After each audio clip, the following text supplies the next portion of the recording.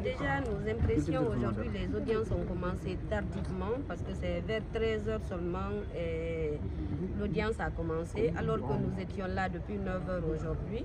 Et également, il y a eu tellement de dispositifs pour freiner le début de ces audiences. Donc nous savions déjà que les audiences là n'allaient pas finir aujourd'hui. Et donc, nous avons assisté à des réquisitions du ministère public qui, au lieu de requérir, est venu s'attaquer à nos moyens d'appel. Donc, visiblement, le ministère public n'avait rien sous la main parce que vous avez assisté à ces réquisitions qui n'ont même pas pris 30 minutes. Ensuite, la défense a commencé avec les plaidoiries. 2 avocats ont plaidé aujourd'hui. Nous allons continuer demain. C'est un sentiment de frustration parce que les audiences prévues à 9 h qui démarrent à 13 h, c'est nettement toute une journée de gâchée, mais ça n'entame en rien notre engagement, notre détermination à dévoiler à la face du monde ce que le parquet général veut cacher, parce que cacher, c'est empêcher les médias de couvrir. Et cacher, c'est empêcher les médias de faire des comptes rendus d'audience parce que les téléphones ne sont même pas admis dans les salles d'audience. Je ne sais pas c'est sur quel fondement ils le font, mais bon, on les laisse faire. De toutes les façons, ce qui se passera dans la salle d'audience sera su de toute la population guinéenne et vivant ici et ou à l'extérieur. Donc nous sommes vraiment déçus, mais on le fait avec.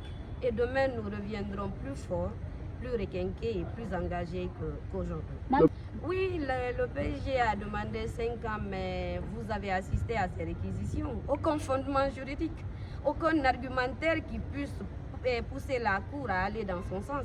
Il ne s'agit pas de demander. Le parquet général est une partie au procès comme nous. Il fait des demandes, nous en faisons également. Visiblement, la Cour ne tiendra pas compte de cet excès de zèle du ministère public. Donc, nous allons balayer d'un revers de main avec nos plaidoiries, la suite de nos plaidoiries demain. Ces demandes fantaisistes du ministère public tendant à envoyer la Cour à condamner M. Aliouba à 5 ans. C'était des bruits de couloir déjà depuis la première instance. Donc aujourd'hui, ils viennent nous conforter dans notre position, que ce n'est pas le droit qu'on défend, c'est la volonté des individus qui se manifestent dans les salles d'audience.